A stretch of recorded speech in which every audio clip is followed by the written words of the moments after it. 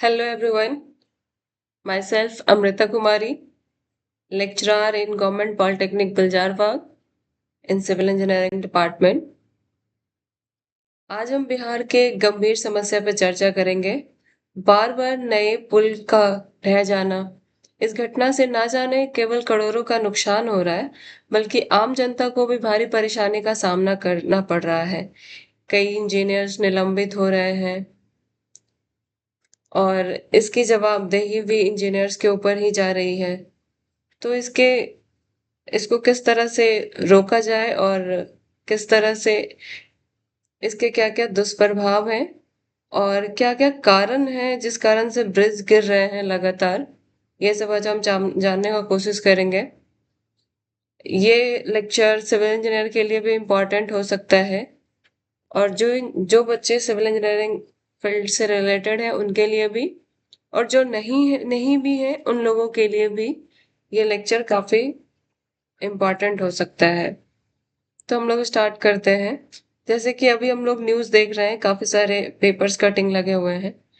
15 engineer को suspend किया गया, 12 ब्रिज गिर चुका है ओवर 2 वीक में, और बिहार में उद्घाटन से पहले ही धराशायी हुए 12 करोड़ का पुल।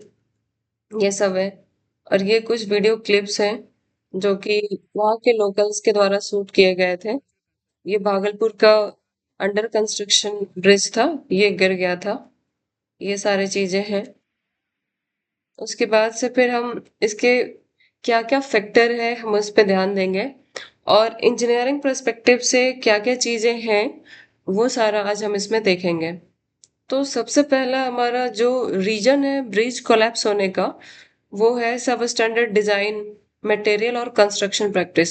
मतलब जो ब्रिज बन रहा है उसके डिजाइन ही अच्छे नहीं है, मटेरियल जो है वो सही यूज नहीं किया जा रहा है, और जिस समय कंस्ट्रक्शन होता है उस समय जो होता है प्रॉपर इन्वेस्टिगेशन नहीं हो रहा है, सॉइल टेस्टिंग प्रॉपर नहीं हो रही है, मटेरियल का टेस्टिंग प्रॉपर नहीं हो रहा है, सैंड जो है प्रॉपर नहीं यूज किया जा रहा है, प्लस में करप्शंस भी बहुत सारे हैं इन्वॉल्व, जो हमारे डिपार्टमेंटल करप्शंस अलग से चल रहे हैं।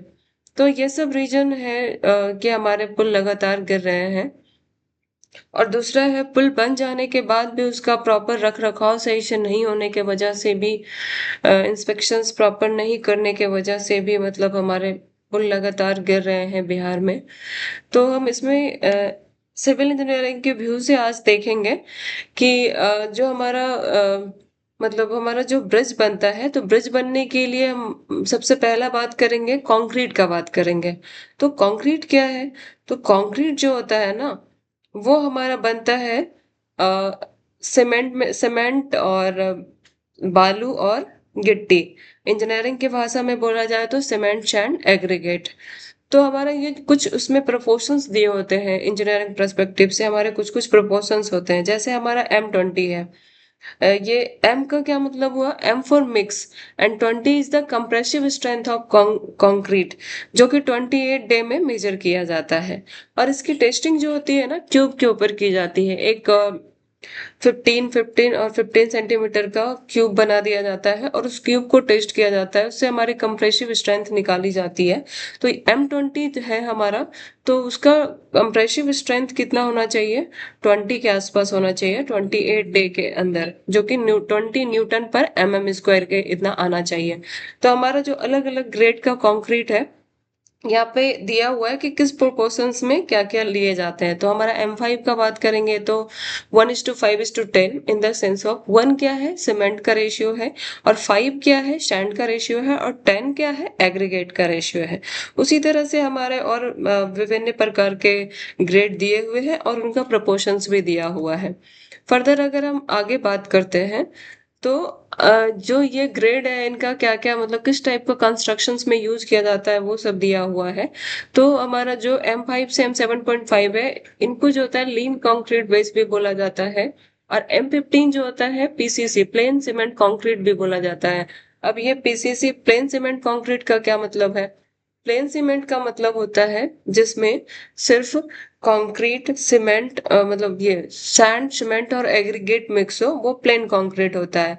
और अगर हम आरसीसी का बात करें तो आरसीसी रिइंफोर्स सीमेंट कंक्रीट होता है। अब रिइंफोर्स का मतलब ही हो गया कि उसमें जो है सरिया इंसर्ट किया जा रहा है। तो सिर्फ सरिया नहीं, सिर्फ छड़ नहीं, अगर हम रिइंफोर्स बोल रहे हैं, रिइंफोर्स बोलने से अगर बांस का जो होता है, बैम्बू का जो गांव साइड में बाती बोलते हैं उसका, तो अगर बैम्बू का बाती वगैरह यूज करके भी कंक्रीट को कंस्ट्रक्ट किया जा रहा है तो this is also called as a reinforced concrete cement, RCC. तो आरसीसी के लिए हमारा ग्रेड जो होना चाहिए M20 होना चाहिए। उसी तरह से वाटर टैंक एंड सेम उसी तरह से प्री टेंशन कंक्रीट एंड शी वाटर पोस्ट टेंशन, इन सब के लिए अलग अलग ग्रेड्स दिए हुए हैं। तो हमारा जो ब्रिज के लिए, अब मेनली हमें ब्रिज पे फोकस करना है, तो ब्रिज ब्रिज का बात करेंगे तो ब्रिज में जो हमारा मिनिमम ग्रेड होता है वो M35 यूज करना है, और इससे ज्यादा भी हो सकता है। कॉमन ग्रेड्स जो यूज होते हैं M35, 40, 45 और एवव, ये सब यूज होते हैं। अगर हम स्टील का बात करेंगे तो स्टील जो है हमारे ब्रिजेस में वो M500 और M500D यूज होता है। 500 जो है वो उसका इल्ड स्ट्रेंथ होता है, और डी डी जो है स्ट्रेंथ किसके लिए है, डक्टिलिटी को शो कर रहा है। उसी तरह से अगर हम, ये हमारा पहला कुछ कुछ जो काउज एंड कंसर्न्स थे कि ये चीजें हमारे ब्रिज में यूज होना चाहिए। फर्दर अगर हम बात करेंगे तो पुअर स्ट्रक्चरल डिजाइन है। तो पुअर स्ट्रक्चरल डिजाइन में क्या है कि जब भी ब्रिज बनता है तो ब्रिज बनने में हमें बहुत सारे डिजाइन को चेक करना होता है। जैसे कि हमारा ब्रिज चूंकि जो होता है रिवर के ऊपर खड़ा होता है, तो रिवर क्या होता है, रिवर से हमें वहां पे विंड ब्लो हो रहा होता है, लाइव लोड लग रहा होता है। और अगर ब्रिज बना है पुल पे, पुल बना है इधर एक दूसरे से मतलब रिवर के एक साइड से दूसरे साइड जाने को, तो ऑब्वियसली वहां पे लोग जाएंगे, बसेस, ट्रक, रेलवे, ये सब चलेगा। तो उससे हमारा लाइव लोड, डेड लोड, ये सारे बढ़ जाएंगे। और हाइड्रोडायनेमिक प्रेशर्स अलग से लग रहे होंगे, विंड फोर्सेस अलग से लग रहे होंगे उस पे। तो जब भी ब्रिज बनता है तो जो है प्रॉपर डिजाइन किया जाता है, वो सारे सारे कैलकुलेशंस प्रॉपर करके लिए जाते हैं। उसके उसके बाद उसमें फैक्टर ऑफ सेफ्टी लगाया जाता है। बीम का डिजाइन किस तरह से होना चाहिए, कॉलम किस तरह से होना चाहिए, स्लैब, सारा कुछ डिजाइन प्रॉपर किया जाता है।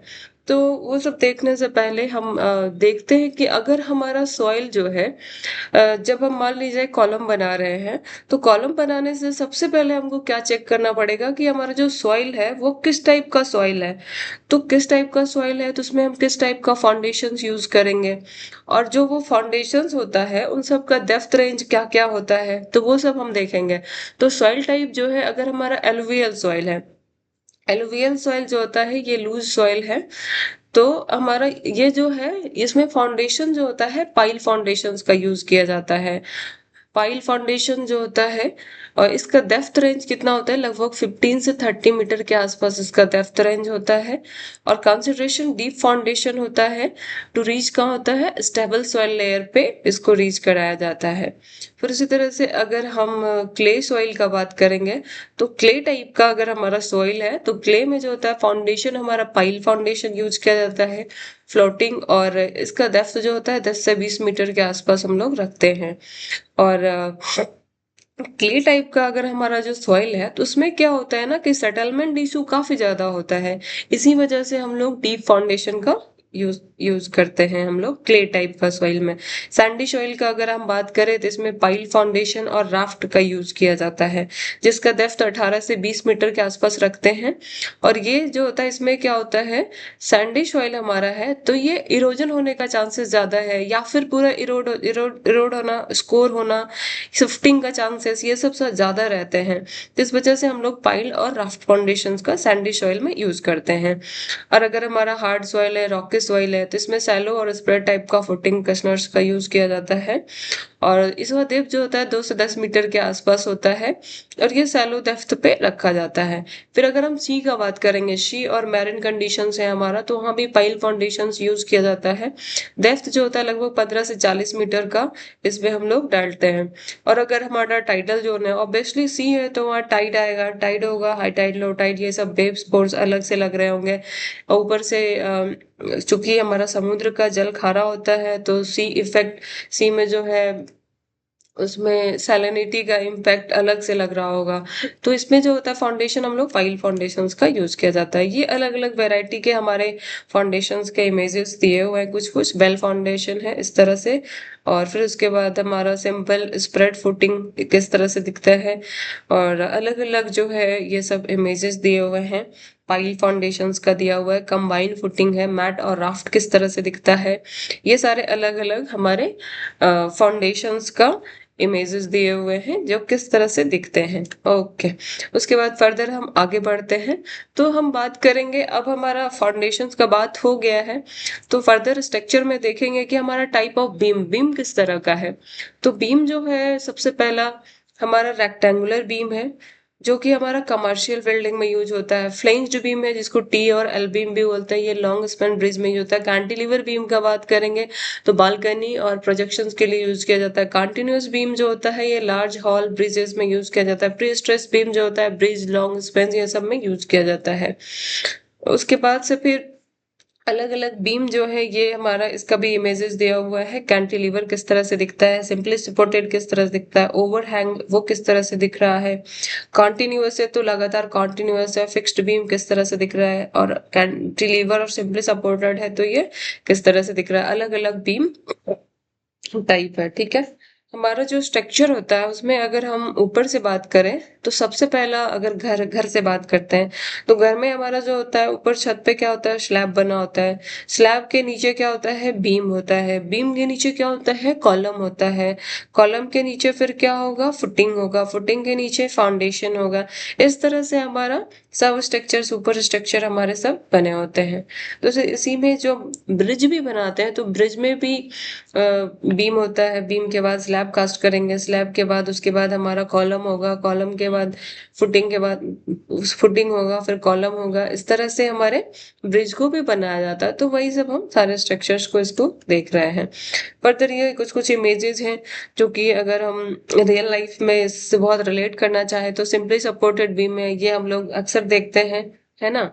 गांव सब के लैंग्वेज में या फिर इन जनरल लैंग्वेज में इसको पुलिया भी बोला जाता है ना।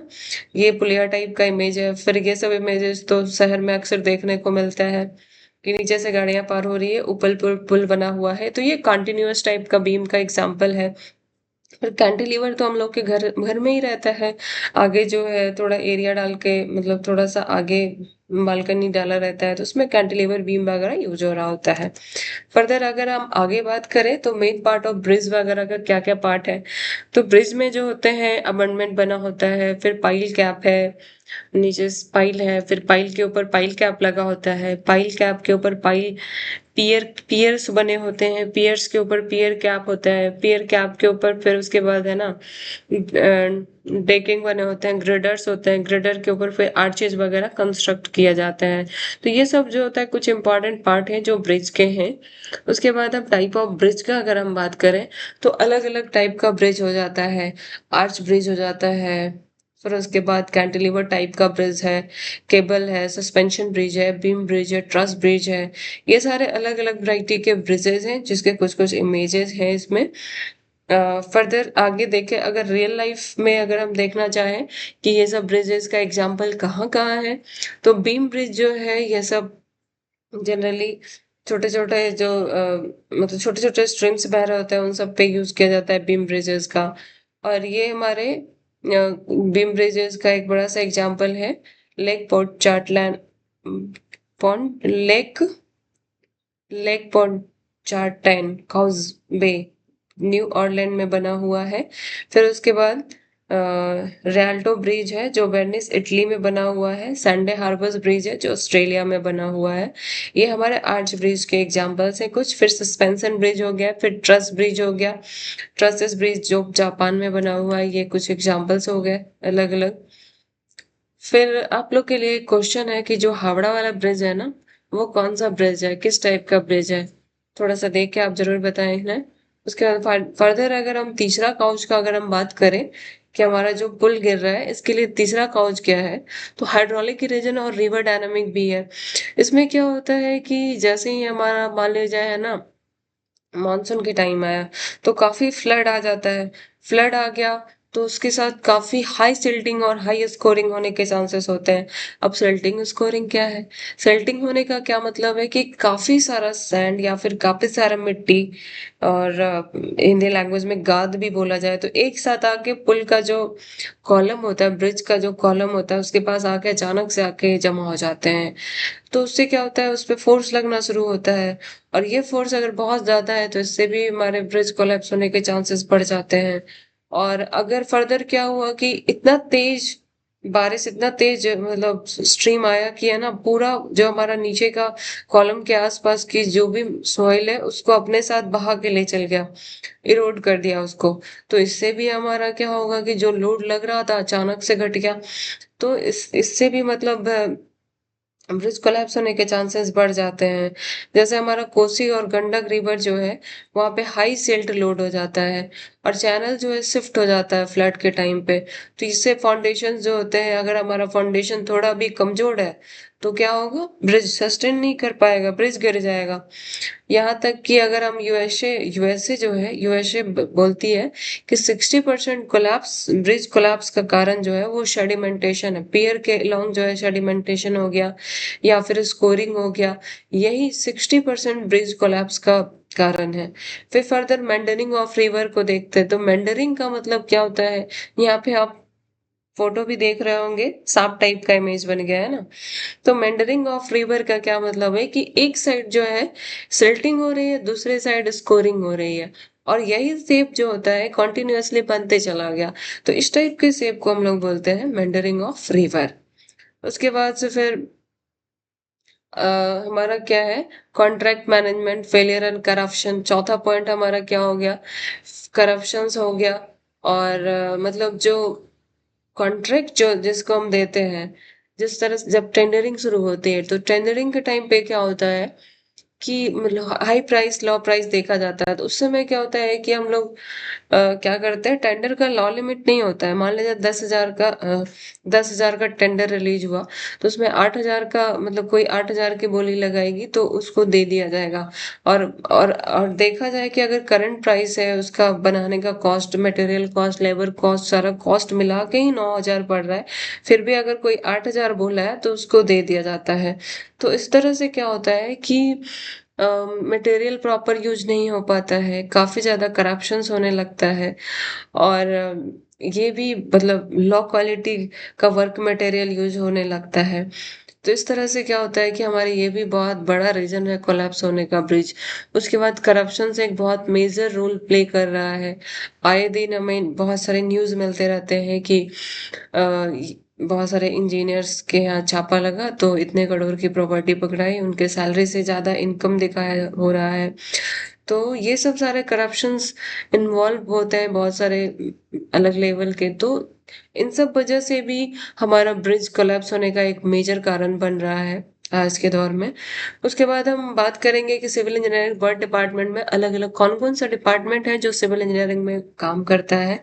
तो बीसीडी का मतलब है बिल्डिंग कंस्ट्रक्शन डिपार्टमेंट, जो कि गवर्नमेंट बिल्डिंग बनाती है, एडमिनिस्ट्रेटिव इंफ्रास्ट्रक्चर्स देखती है। आरडब्ल्यूडी है रूरल वर्क डिपार्टमेंट, जो कि रूरल रोड, स्मॉल ब्रिजेस, कल्वर्टर्स ये सब बनाती है। आरसीडी का बात करेंगे तो रोड कंस्ट्रक्शन डिपार्टमेंट, जो कि हाईवे, स्टेट मेजर ब्रिजेस को कंस्ट्रक्ट करती है। बीआरपीएनएनएल का बात करेंगे तो बिहार राज्य पुल नगर निगम लिमिटेड है, ये सब सारे बिग ब्रिजेस, फ्लाईओवर्स ये सब का निर्माण करती है। पटना मेट्रो हो गया, रेल कॉरपोरेशन, फिर दिल्ली मेट्रो रेल कॉरपोरेशन हो गया, ये सब सारा हमारा काम कर रही है। उसके बाद से फिर what are the main solutions to address bridge collapsings. क्या क्या हमारा मतलब सॉल्यूशंस हो सकता है टेक्निकल मैनेजमेंट के, अगर हम हिसाब से बात करेंगे तो हमारा क्या क्या होना चाहिए कि डिजाइन, ब्रिज प्रॉपर हमारी डिजाइनिंग अच्छे से करना चाहिए ब्रिज का, और मॉडर्न मटेरियल जो है वो सब यूज करना चाहिए। सिस्मिक रेसिस्टेंस, मान लीजिए कि कहीं बाढ़ आ रहा है या फिर भूकंप आ रहा है तो वो सब सारा चीज को देखते हुए में प्रॉपर डिजाइन करना है। मटेरियल जो है उसको सही से यूज करना है, क्वालिटी में कंप्रोमाइज नहीं होना चाहिए। और मतलब जो है ना, अगर हमारा साइट विजिट करने जा रहे हैं जो लोग तो उन पे भी मतलब उनको भी प्रॉपर विजिट ये सब करना है।